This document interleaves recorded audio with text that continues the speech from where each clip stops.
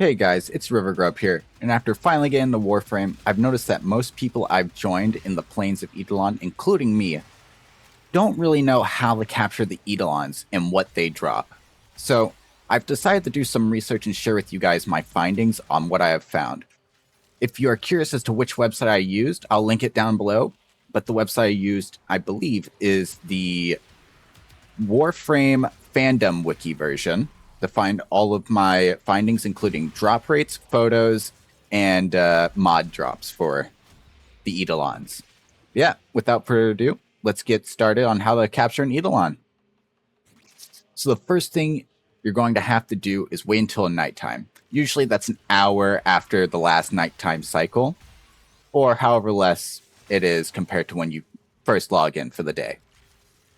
After night has fallen, you will see a giant blue light appear in the lake in the middle of the map. But before you want to hunt the Eidolon, you want to make sure you get Eidolon lures. You can find them on these places I'll show you on the map. But once you have about as many as, I think it's one lure per 2 limbs, you're going to want to then charge your Eidolon lures by destroying the Vomvalis that spawn either around the map or next to the Eidolon. You'll know that the lures are fully charged once the defend icon turns from yellow to blue. And after it does that, as long as you have at least 3 or 4 of them, you should be fine to start your hunt for the Eidolon. Once you start hunting the Eidolon, you're going to want to swap from your Warframe to your operator. Usually, if you're like me when I first started, you'll just have your moat. You'll usually want to upgrade that or have someone with you that has a better amp, so that way you can do a lot more damage to the Eidolon shields. You also want to focus on destroying the Vomvalis before they get too built up. If there's too many Vomvalis, then they will redo all the progress that you have done towards damaging the shields, and it'll basically regain its full overshield. But once you have knocked down the Eidolon at least 4 times, it's going to start calling for help for the Vomvalis. And basically what you're going to want to do is during that period of time, you're going to want to destroy as many Vomvalis until the Eidolon gets back up, and you want to make sure you control how many are around it. If too many spawn, then you'll have to deal with the overshield again with your operator. If you destroy all the Vomvalis before they spawn in or get too close to the Eidolon, then you'll just have to deal enough damage to capture the Eidolon from there.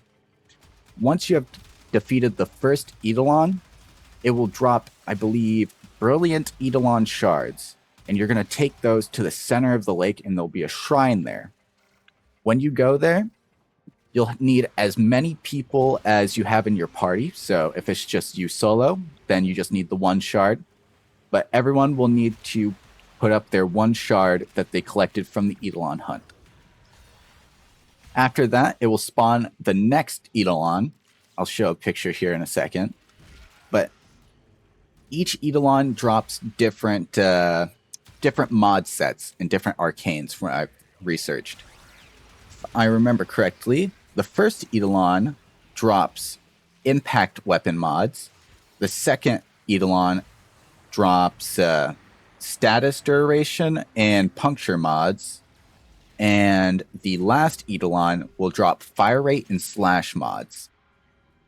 Now, depending on what sort of weapon build you're going for, or what weapon statuses you're trying to go for, you will need to either hunt the first, second, or third Eidolon. But basically, that's all the Eidolon hunt is a way for you to hunt, upgrade your arcanes, and upgrade your damage mods. So that way you're able to deal more damage or certain types of damage that you would like to deal. But yeah, thanks for watching. You guys have a good day.